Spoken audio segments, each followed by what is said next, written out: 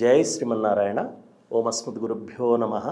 కాశ్యపాన్వయ సంజాతం నారాయణ పదాశ్రితం శ్రీమన్నారాయణం వందే యతీశ్వర శ్రియాజుషం. ఓమస్మద్గురుభ్యో నమ. మనం ఇంతకుముందు రాముడి యొక్క ధర్మాత్మతను, సత్యసంధతను, ఇక రాముడు దాశరథి అనే దాన్ని శరం ఏ విధంగా నిరూపించిందో చెప్పుకున్నాం. ఇక రాముడు పౌరుషేచ అప్రతిద్వంద్వ, పౌరుషంలో ఎదురు లేనివాడు అనేది శరం నిరూపించింది. అసలు ఆ ప్రశ్న ఎందుకు వచ్చింది, రాముడు పౌరుషం లేనివాడు అనే మాట ఎందుకు వచ్చింది అంటే మనకు అరణ్యకాండలో దీనికి జవాబు ఉంటుందండి. అరణ్యకాండలో ఋషులు కొంతమంది ఋషులు వచ్చి రాముడిని, రామా ఇక్కడ రాక్షసులు మమ్మల్ని పీడిస్తున్నారయ్యా, ఖరుడు, దూషణుడు, త్రిశిరసుడు అని ఒక ముగ్గురు రాక్షసుల నాయకత్వంలో 14,000 మంది రాక్షసులు మమ్మల్ని బాగా ఇబ్బంది పెడుతున్నారయ్యా, మా తపస్సులు సాగనివ్వట్లేదు, మా హవనాలు సాగనివ్వట్లేదు, మేము చేసుకునే హోమాల్ని అడ్డుకుంటున్నారు, మమ్మల్ని అన్ని రకాలుగా హింసిస్తున్నారయ్యా రామచంద్ర, మమ్మల్ని రక్షించు అని అడిగారు ఋషులు. వెంటనే రాముడు అన్నాడు, తప్పనిసరిగా మిమ్మల్ని అందరినీ నేను రక్షించి తీరతాను అని మాట ఇచ్చాడు. సరే అయిపోయింది. మాట ఇచ్చిన తర్వాత ఋషులు వెళ్ళిపోయారు సంతోషంగా. వెళ్ళిపోయిన తర్వాత సీతమ్మ వచ్చిందండి రాముడి దగ్గరికి. వచ్చి, రామా ఏమయ్యా నీకు అసలు ఆ ధనుస్సు, బాణాలు, ఆ కత్తి అవన్నీ పట్టుకొని వచ్చావు కదా నువ్వు అయోధ్య నుంచి వచ్చేటప్పుడు, అవి చేతిలో ఉండడం చేత నీకు చెయ్యి బాగా దురదగా ఉన్నట్టుంది, యుద్ధం చేయాలనే కోరిక బాగా పుడుతున్నట్టుంది. లేకపోతే ఇప్పుడు ఏదో 13 సంవత్సరాలు సుఖంగా గడిపేశాం కదా, ఇంకో సంవత్సరం గడిపేసి అయోధ్యకి వెళ్ళిపోవాలి కదా మనము. అలా కాకుండా ఇవాళ నువ్వు కొత్తగా రాక్షసులతో వైరం ఎందుకు తెచ్చుకుంటావు? నువ్వు ఆ రాక్షసులతో నీకేం ప్రత్యేకంగా వైరం లేదు కదా, ఆ ఋషుల కొరకు నువ్వు రాక్షసులను సంహరించే ప్రయత్నం చేస్తే వాళ్ళతో నీకు వైరం వస్తుంది కదా, దానివల్ల ఇబ్బంది కలుగుతుంది కదా, కనుక ఇటువంటి ప్రయత్నం మానుకో అని చెప్పిందట సీతమ్మ. చెబితే రాముడు అన్నాడు, సీత ఒకవేళ నేను ఆ ఋషులకు ఇచ్చినటువంటి మాటను తప్పాల్సి వస్తే నేను నా ప్రాణాన్నైనా వదిలేస్తాను కానీ నా మాటను తప్పను అని అన్నాడు.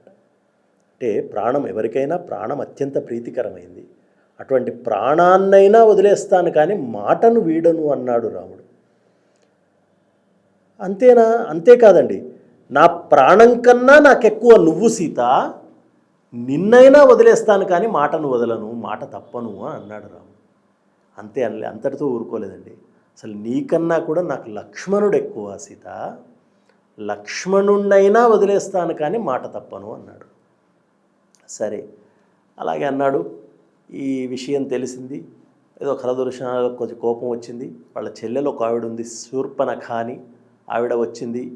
ఆవిడ వచ్చి రాముడి సౌందర్యాన్ని చూసి బాగా మోహించింది. మోహించి రాముడిని నన్ను పెళ్లి చేసుకోమని అడిగింది. ఇదంతా మనకు తెలిసిన కథే. రాముడు అన్నాడు, లేదమ్మా నేను ఏకపత్ని వ్రతుణ్ణి, నాకు సీత ఉంది నా పక్కన, నేను చేసుకోను అన్నాడు. సరే ఆవిడ మాట్లాడేది, వీళ్ళు మాట్లాడారు. చివరికి ముక్కు చెవులు కోయించుకొని ఆవిడ ఖరదూషణుల దగ్గరికి వెళ్ళింది. వెళ్ళి, నన్ను ఇగో ఇలా ముక్కు చెవులు కోసి అవమానించాడయ్యా, కనుక అతన్ని మీరు ఎదుర్కోండి, అతన్ని సంహరించండి అని చెప్పి పంపించింది. అతన్ని సంహరించడం కాదు, అతని భార్యను సంహరించండి, అతన్ని నేను పెళ్లి చేసుకుంటానంది. సరే ఈ ఖరదూషణాదులు 14,000 మంది రాక్షసులండి. వాళ్ళు వచ్చారు రాముడి పైన యుద్ధానికి. రాగానే లక్ష్మణుడు చూశాడు ముందుగా, అన్న ఎవరో రాక్షసులు వస్తున్నారు, మనం యుద్ధం చేయాలి, పద మనిద్దరం వెళదామన్నాడు. అంటే రాముడు అన్నాడు, ఎంతమంది ఉన్నారు అంటే చాలా 10,000 పైన ఉన్నట్టున్నారు అని అన్నాడు. అంతమందికి ఆ మాత్రం దానికి ఇద్దరం కావాలా? నువ్వు మీ వదినకి రక్షణగా ఉండు పర్ణశాల దగ్గర, నేను సంహరిస్తాను వాళ్ళని అన్నాడు. అని రాముడు ఒక్కడే వెళ్ళాడండి యుద్ధానికి. సీతమ్మ తను కుటీరం లోపల ఉంది. ఆ కుటీరానికి ఉన్న గవాక్షంలోంచి చూస్తోంది రాముణ్ణి. ఈ 14,000 మంది రాక్షసులు వచ్చేస్తున్నారు. రాముడు 2 ధనుస్సులు తీసుకొని 2 కాళ్ళ బొటన వేళ్లతో ఆ 2 ధనుస్సులని పట్టుకొని 2 చేతులతో బాణాలు వేయడం ప్రారంభం చేశాడు.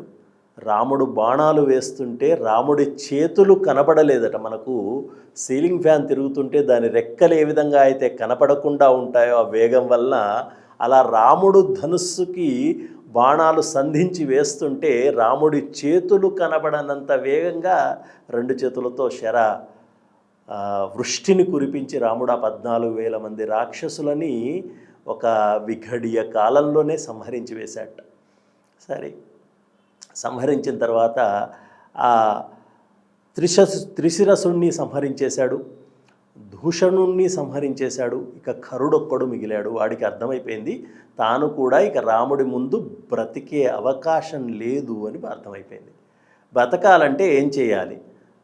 ధనుస్సుతో బాణం వేసేవాడికి దూరంగా ఉంటే చచ్చిపోతాం, వాడికి దగ్గరగా, వాడు బాణం వేయడానికి వీల్లేనంత దగ్గరగా వెళితే బ్రతికిపోతానని అర్థమైంది వాడికి. ఈ కరుడు పరిగెత్తుకుంటూ రాముడికి దగ్గరగా వచ్చేసాడండి. దగ్గరగా వస్తే దగ్గరగా ఉన్నవాడికి ఇది బాణం వేయలేం కదా. అప్పుడు వాడి మీదకి బాణం వేయడానికి వీలుగా రాముడు గబగబా ఒక 3 అడుగులు వెనక్కి వేసి బాణం వేశాడు. వాడిని కూడా చంపేశాడు. అప్పుడు దీన్ని చూసి కొందరంటారండి, రాముడు యుద్ధంలో వెనకడుగు వేశాడు, సో వెనకడుగు వేశాడు కనుక పౌరుషం లేనివాడు రాముడు అని అంటారు. కానీ అక్కడ వేసింది వెనకడుగు కేవలం శత్రువుని సంహరించడం కొరకే, ఏదో భయపడి వేసిన వెనకడుగు కాదు. కనుక అతను రాముడు పౌరుషేచ అప్రతిద్వంద్వ, అది నిజమే అని ఆ శరము నిరూపించింది. ఆ విధంగా రాముడు ధర్మాత్ముడని, సత్యసంధుడని, దాశరథి అని, పౌరుషంలో ఎదురు లేనివాడని ఈ 4 మాటలను నిరూపిస్తూ ఇంద్రజిత్తును సంహరించింది ఆ శరం. దాంతో ఆ ధర్మాత్మ సత్యసంధశ్చ రామో దాశరథిర్యది పౌరుషేచ అప్రతిద్వంద్వ శరైణం జహి రావణిం అనేది రామాయణానికి మూలమంత్రం అని చెప్తారు పెద్దలు. ఈ మూలమంత్రాన్ని మనమందరం కూడా స్మరించవచ్చు. రాముడి యొక్క ధర్మాత్మతని, సత్యసంధతని మనం కూడా మన జీవితాల్లో ఉపయోగించుకుంటూ మనమంతా కూడా అనేకమైన శుభాలని పొందాలని, మీ అందరికీ కూడా అనేక మంగళాశాసనాలు, అనేక శుభాకాంక్షలు తెలుపుతూ జై శ్రీరామ్.